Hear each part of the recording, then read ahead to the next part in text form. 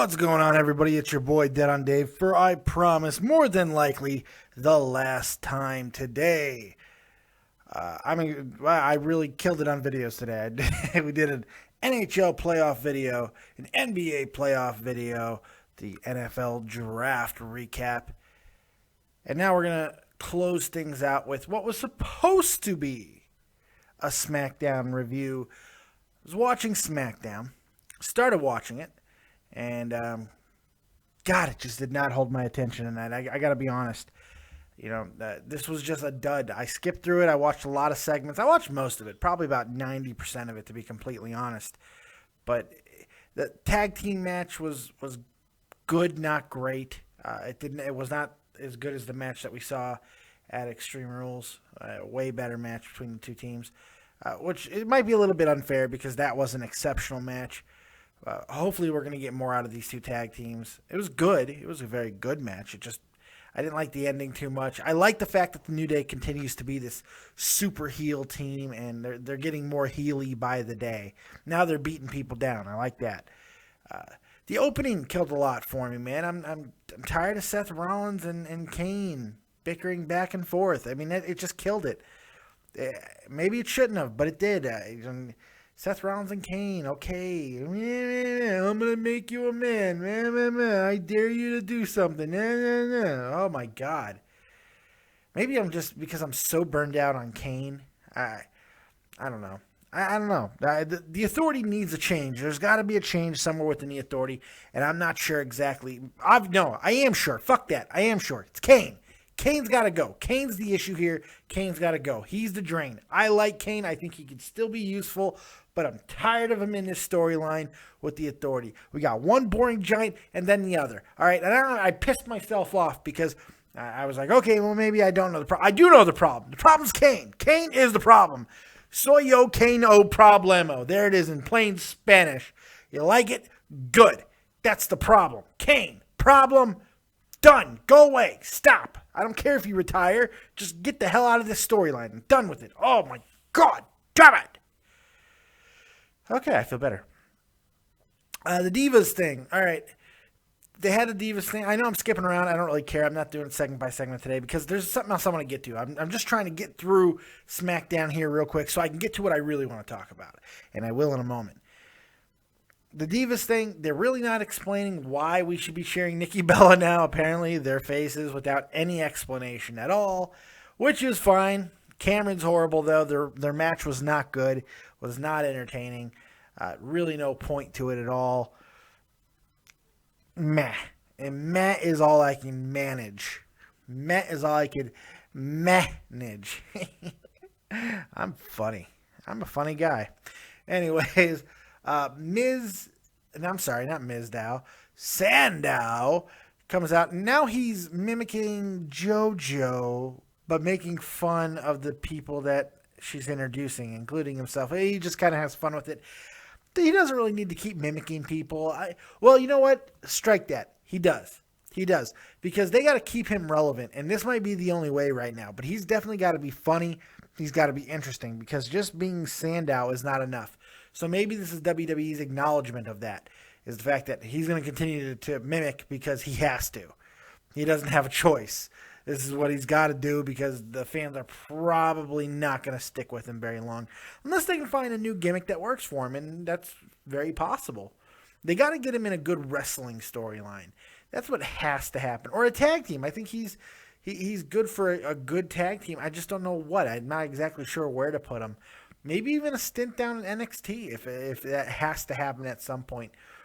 But I'm fairly certain what he's riding right now is not going to burn off for a while. But I could see that happen at some point. What else happened on SmackDown? Oh, the main event, the Ambrose thing. Their promo was the best part of that entire thing. Not that the match was bad. It's just it was so kerflubbered with Kane and choke slams and missed choke slams, and then the end, and Reigns coming out, and the entire Shield is right there, but they're not really acknowledging that all three should. Look, here's the reality. Dean Ambrose should be in the main event instead of Randy Orton. I like Randy Orton. I appreciate the things that he's done, but the reality is they had an opportunity to take Randy out of the storyline by having Kane completely decimate him in Extreme Rules and move Dean Ambrose into the storyline. And then we could have gotten, and maybe they want to save this for a bigger event, but honestly, this match needs more juice, and Randy Orton and Reigns is not enough. I think go ahead, do the triple threat now and see what happens. Or maybe you don't roll the dice yet. Maybe it happens at SummerSlam, but they're teasing it now, or they're at least putting all the elements together. And I think by putting the elements together but not letting it actually happen, you're actually taking away from a potential storyline in the future. Because we're seeing it. We're seeing them dance around each other. And in this case, we're seeing Dean Ambrose and Rollins fight. It might as well matter, if you're going to have them fight, why not make it matter? That's my only criticism there. The match wasn't that bad. I don't even know if SmackDown was all that bad or anything. It was just boring as hell to me today. And I can tell you exactly why. And this is what I really wanted to talk about in this video. And I'm sorry it took me this long to get to it. The reality is SmackDown and Raw were not fantastic. They were okay. Completely, perfectly fine wrestling shows. They were. There was a lot of wrestling on Raw. The wrestling on Raw, I think people are not really giving it the credit that it probably should deserve. The actual wrestling on Raw is been the best that it's been in a while for Raw. It's just been, it's either the promos have been really bad or the booking in some of the matches, like some of the decisions later on haven't been fantastic, like how to end matches and the interference. But the actual wrestling, if you're just a wrestling guy, like to see good in-ring action, that hasn't been much to complain about. This week is similar to that. I don't really have a problem with too many of the matches. We've seen some good ones. But here's the thing. I'm distracted and kind of thrown off because there were three fantastic shows on the network this week. And they were great. I've watched them multiple times. And that's why I stopped watching SmackDown, to be completely honest. I was going to start recording my reactions, and I was just getting so bored. I was like, bleh, bleh, bleh. So I was like, you know what? I'd rather watch Mick Foley's Cheap Pops again. So I did, and I enjoyed myself. Mick Foley's Cheap Pops is absolutely fantastic. It's so good. I've known for a long time that Mick Foley is a great talker, a great storyteller. I've seen him on, I've heard him on Smodcast with Kevin Smith and all of that, and he tells great stories. He's great. I did not think that he could do what he did on that show, that Cheap Pops, man. The way he controls the crowd, the way he controls stories, the way he evokes emotions, and the way he shamelessly does a lot of it too, by using very well-known techniques and speaking on how to, and sometimes just flat out telling you. It's just brilliant. He's so connectable. He's so likable. It really is one of the best storytelling, spoken word things. You can't call it stand-up, but it certainly is a comedy show. It's just fantastic. These spoken word tours, these tours where people are just going and talking about their lives, are getting more and more popular. JR is doing one, I believe, too. It's becoming more and more of a thing. And they were actually a big thing in the 90s. They were just known as like one-man shows. And it's basically the same thing. They were just one-man shows. That's it. And there was no other name for them. They're just Mick Foley's one-man shows, what have been called in the 90s, Cheap Pops. And that's exactly what it is. And it's so well done, so entertaining. You could tell he could just talk forever. There's so many stories that he can do. I love the fact that he doesn't do the same show twice. I love the fact that he comes up with different material every time he does a new show. I think that's great. I hope this continues on the network. I really do. I hope that we see more of this out of him because he's so good at it. It's just, I loved it. I can't say enough good things about it. The other thing that I saw this week that I was really happy with was the Jericho interview. The Jericho and Stephanie McMahon interview. I have no problem with this interview. Some people seem to not to have loved it. Here's the thing. You've got to know what you're signing up for when you decide to go watch a Jericho interview. You're not really getting an interview. He doesn't ask much. I think the most digging thing that he got was to get Stephanie to tell us all exactly what Shane's nickname was for her, when growing up. Seriously, he didn't dig. It was just an entertainment thing. They have great chemistry together, and it was fun to watch. Jericho's fun to watch. She's fun to watch. Those two together have always been fun to watch. I feel that they could have dug into a lot of things from their individual pasts and their, collective pasts together. There's so many moments that they could have went a little bit more in depth on. They could have answered some questions regarding to any, real tension between the two or whatever. I think they just could have dug into things better. But that doesn't mean that it wasn't a good show. It may not have been a great interview, but it was a great show. It was highly entertaining. I laughed quite a few times throughout it because they're two captivating people. And that's what you got to understand when you're watching Chris Jericho. In the ring, he was an all-inclusive performer. But as a podcaster, you got to remember, he's musicianly minded, so it's got to be big. It's got to be boisterous. But there always doesn't have to be substance, and that's kind of Fozzy, loud, loud in your face, but there's really nothing going on. His matches couldn't be more different. That's what's funny. I don't mind the interview because of all of those reasons. It's just something that I got a lot of enjoyment out of. Now, all that being said, as much as I enjoyed that and as much as I loved Cheap Pops, there was one thing that I watched on the network 3 times already because I enjoyed it this much. And that was King of the Ring. I loved King of the Ring. Now, this is something that they can build off of for next year. I did my King of the Ring review. I already talked about it, so I'm not going to break down the matches or anything like that. I'm simply going to talk about what is there. The future for King of the Ring. It's wide open, man. It's wide. Everything that I love this week has been on the network. NXT was great. Everything that I've loved this week has been on the network. It really has. King of the Ring can live on the network. You can make it bigger next year. Way bigger. Way, way, way bigger.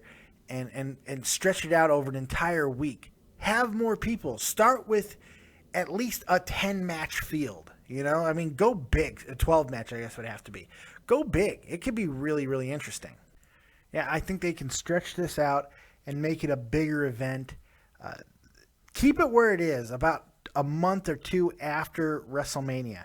I think it's a good bridge between WrestleMania and SummerSlam. And it could become something that goes for 2 nights. I would keep it at 2 nights, but maybe you just have people getting into the tournament on Monday Night Raw, and then on the actual tournament the next night, you have all the matches. And I think just like it was the original King of the Ring idea is to win King of the Ring, you have to wrestle and be victorious in 3 matches in one night.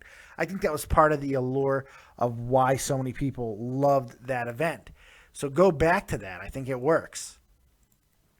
Now, that being said, as much as I think that there could be a couple changes, that doesn't take away to what I saw this week. I enjoyed the shit out of that this week. I thought it was so entertaining, so much fun to watch. I really did have a good time. All 3 matches were good. Of course, the main event was fantastic. It's just the idea of having it there and it being a staple and hopefully meaning something. I don't know if you can add something else to having the title of King of the Ring.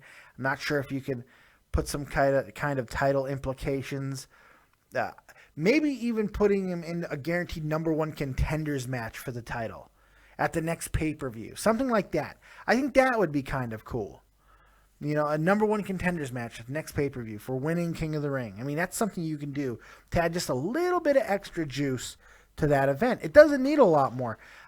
I'm just thinking of ways to kind of make it a little bit bigger so when you make it its own special on the network like it was this year, it just has a little something extra. I also think that having previous Kings of the Rings in attendance is a must. I think you need to really focus on the history of King of the Ring to make it a bigger event. You could also stretch it to a 3-hour show by having greatest moments of King of the Ring, those important moments that made superstars. That, I think, could be really cool. There's a lot to build off of, and that's what makes it so exciting. So this week, while Raw and SmackDown may have not been fantastic, I think I gave Raw a 6.5, and I think I could have been talking to a 7. But SmackDown, I give a 5. A 5, 5.5. And it's really, it might be unfair. It's just I was so bored I could not get through it all because my mind was just on what I had seen on the network this week. The network is such a good value. I'm having a good time with it. And I like watching it. I really do. I'm a dork. What can I say? I like reliving the past. I like seeing the things that are going on in NXT, so I know I got a little glimpse at the future. And the present with certain things are not so bad. They're really... Oh, yes, I forgot the Jerry Springer thing. Nobody's even talked about the Jerry Springer show that they did. Too Hot for Television. I thought that was really well done, too. Jerry Springer connects with the WWE in a very good way, and he introduced some funny things. He said a couple funny things, and we got to see some cool clips that, yeah, some of them we've seen ad nauseum. We've seen them a lot, but there's still a lot of fun to check out and kind of delve back into, and that's going to be something very fun to see every single week. Hopefully it'll continue every week. You add that... You got to kind of keep pushing the envelope with new shows because Countdown has kind of run its course. You basically hit all the Countdown episodes. They've really started to really just squeeze the wash rag out, get all the dirty water, hitting things like Foxiest, Odd Jobs, Strange Bedfellows. I mean, who gives a crap about all that? I don't think they hit enough of the bigger titles well enough. But that's just me being a stickler. But I don't know. What's your favorite thing on the network right now? I really enjoyed a lot of things that happened this week. Are you even watching the network? And if you're not, why not give a little explanation as to why? So, did I give them? Yeah, I did. I think I said 5, 5.5 for SmackDown, 6, 6.5 for Raw. But as far as entertainment goes from the rest of my wrestling week, really, really high up there. Really high up there. Hope you guys enjoyed your week as well. Hope you enjoyed everything on the channel today. I'm kind of tired. Wore me out. I had all kinds of energy for the first time this week, so I did a bunch of videos. Hope you guys enjoyed them. We got a lot more this weekend. Of course, a top 5. If you have an idea for a top 5, for those of you who watched this long, go ahead and put it in the comment section below. Maybe I'll do it tomorrow. Who knows? We'll see. And then, of course, on Sunday, the big show, Dead on Dave Live. Going to take your viewer questions. We're going to talk about all the big things, probably the rest of the NFL draft, and who knows what else from the week that was in wrestling, sports, life, and pop culture. Now make sure you're checking out everybody else in the community. The great Graham Hall, who joined me earlier today. Just type in Graham Hall. Apparently he doesn't have a URL. I don't know. Jeff the Huff Huffman. Make sure you check him out on his channel, Grand Slam 87, for all of the hilarious video game videos and all that stuff and his rants and craziness. It's fantastic. He joined me today as well on my NFL draft, and that was great.